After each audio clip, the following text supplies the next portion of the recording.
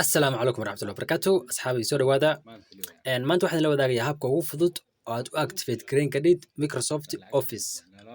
Office kaaga wayaan habka aad u activate gareyn kadhid haduu activation uu kaaga baahan yahay okay so hadda waxaan arkaynaa waxaan kicinaynaa Microsoft Office ka aan aragno bal inuu activation uga baahan yahay in kale so word ka ayaan kicinayaa word ka ayaan arkaynaa waxaan soo xaqiijinaynaa activation requirement-iga okay so hadda aragtaan baa wuxuu noo soo saarayaa khaanadii oo ahayd activation required ama activation ayaa loo baahan yahay okay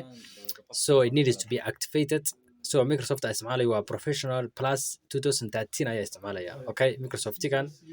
so waxaan rabaa inaan activate gareeyo haddaan la activate gareyn dhibaatooyin badan ayaa ka imaan kara sida copy and paste iyo wixii la halmaala iyo in option badan ka xanibo okay so ha hilmaanina Somali Technology ina subscribe tiraadaan so files ayaan ku dhufanayaa dabadeed waxaan ka sii tegayaa accounts ayaan ka sii tegayaa saan u fiiriyo activation requirement-iga okay so account ayaan ku dhufanayaa okay so arkaysaan ba activation required ama activation ayaa loo baahan yahay ayuu ku weydiinayaa okay activation required ama activation ayaa loo baahan yahay okay hadda waxaan tegaynaa Chrome ama Firefox ayaan anu ku dhufanayaa dabadeed Firefox-ka marka no front waxaan ku qoraynaa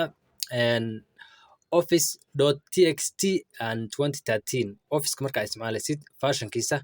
dabadeed waxaan dooranaa link koowaad oo ah code activated office 2013.txt okay so link-kaas ayaan ku dhufanaynaa dabadeed wuxuu noo furayaa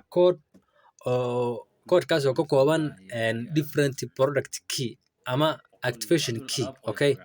so it's a mixture of different activation keys so code-kaas oo dhan ayaa copy gareynaa waxaan oranaa Ctrl A then copy and dabadeed waa arkaynaa wax xiga so waxaan oranayaa copy okay dabadeed waxaan kusoo laabanaynaa desktop-keena so desktop-keena waxaan oranaa right click waxaan kasii dooranaa new dabadeed waxaan kasii dooranaa text document okay so text document ayaan dooranaa text document okay so dabadeed text document-iga ayaan tegaynaa waan furaynaa markaan furno waxaan ku paste gareynaynaa all code-kaan soo copy gareynay oo dhan ayaan ku paste gareynaa halkan waxaan oranaa Ctrl and then paste okay Ctrl V so files ayaan furaynaa dabadeed waxaan oranaa save as waa save gareynaynaa dabadeed adiga magaca ayaa u bixinaysaa ani hadda waxaan u bixinayaa activate okay laakiin magaca doonta ayaa u bixinaysaa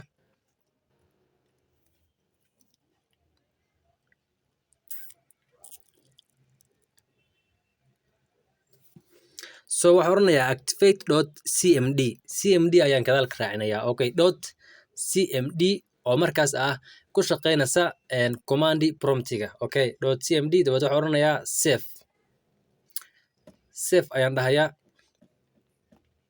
dabadeed waa iska xirayaa dabadeed wuxuu noo soo saaray file noocaas oo executable ah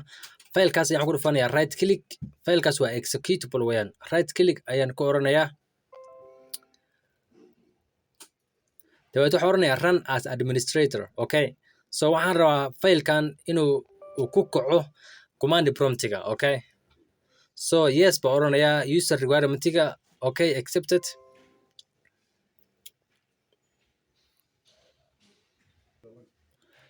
okay marka qaarkood computerka haddii antivirus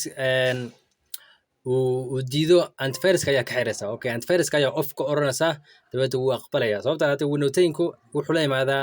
very strong antivirus so antivirus-kaas waa inaad off ka soo dhigtid hadduu aqbalana no problem laakiin hadduu xoogaa diido antivirus ayaa off ka soo dhigaysaa okay saaga arkaysaan hadda activation-keena wuu socdaa activation successful product activation successful way hadda okay so we all